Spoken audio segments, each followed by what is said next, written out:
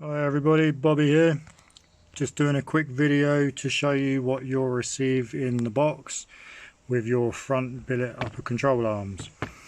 How it will come is each one of these will be wrapped separately, and these will now come separately as well. Reason being is I didn't want them to start interfering with anything or knocking these as they're in transit, so I wanted to separate them as much as possible. When you receive them, the first thing you'll want to do is you'll want to undo all of the rod ends, make sure that the nuts are fully seated all the way back, and then you'll want to put some aluminum copper seals or copper grease, whatever is your preferred anti-seize and lubricant. And it's the same with the rears, so you've got the one going inside the arm and you've got the rod end going inside of the double adjuster. You'll want to undo all of those and add the anti-seize in all of them. Then you can put them all back together all the way to the bottom. The adjustments will be from this black adjuster here, and then you'll lock off your jam nuts. So that's how they will now work, and they're going to work on the chassis.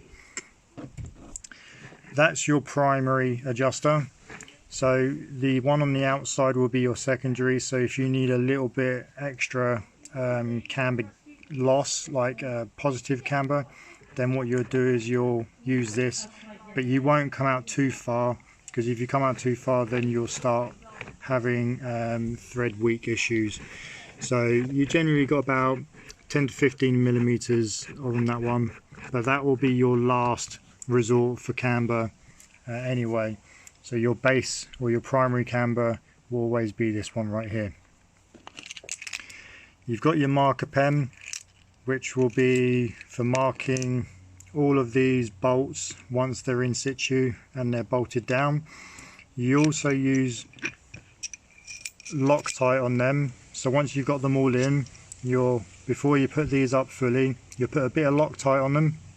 Blue will be fine because it's vibration proof and it's also crackable, so you can undo them later without any problems. Then once your Loctite's on, you'll do them up and you'll nip them down nice and snug, and then you'll just put a marker on it so it's in line, and you'll do that with all 6 of them once they're on there, just so you know that if you check it later on it's not vibrated around. So that won't be a problem, and you can just keep an eye on it. When you come to install it, you've got nylocks on the top, which won't be a problem, so you don't need to worry about marking those. Once they're on, you just nip them up.